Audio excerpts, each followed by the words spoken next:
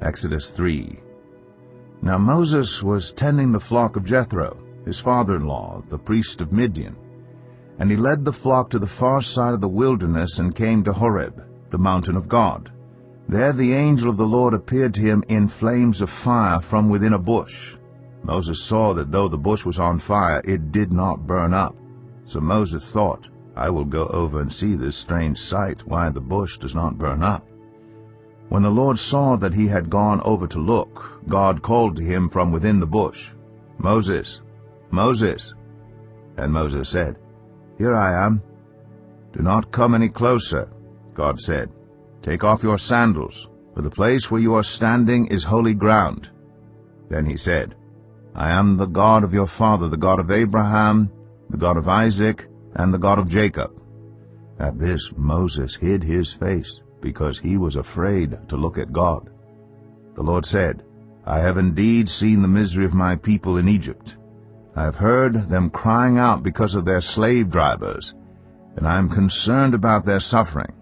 So I have come down to rescue them from the hand of the Egyptians and to bring them up out of that land into a good and spacious land, a land flowing with milk and honey, the home of the Canaanites, Hittites, Amorites, Perizzites, Hivites, and Jebusites.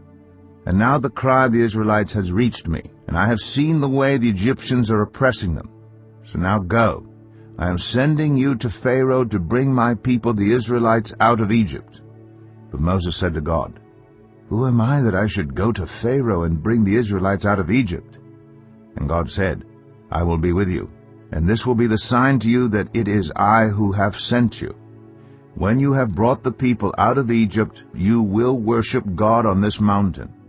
Moses said to God, Suppose I go to the Israelites and say to them, The God of your fathers has sent me to you. And they ask me, What is his name? Then what shall I tell them? God said to Moses, I am who I am. This is what you are to say to the Israelites. I am has sent me to you. God also said to Moses, Say to the Israelites, The Lord, the God of your fathers, the God of Abraham, the God of Isaac, and the God of Jacob, has sent me to you. This is my name forever, the name you shall call me, from generation to generation. Go, assemble the elders of Israel, and say to them, The Lord, the God of your fathers, the God of Abraham, Isaac, and Jacob, appeared to me and said, I have watched over you, and have seen what has been done to you in Egypt.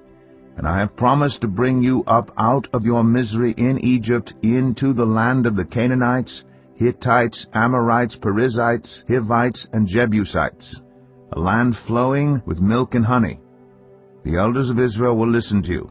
Then you and the elders are to go to the king of Egypt and say to him, The Lord, the God of the Hebrews, has met with us. Let us take a 3-day journey into the wilderness to offer sacrifices to the Lord our God. But I know that the king of Egypt will not let you go unless a mighty hand compels him. So I will stretch out my hand and strike the Egyptians with all the wonders that I will perform among them. After that, he will let you go.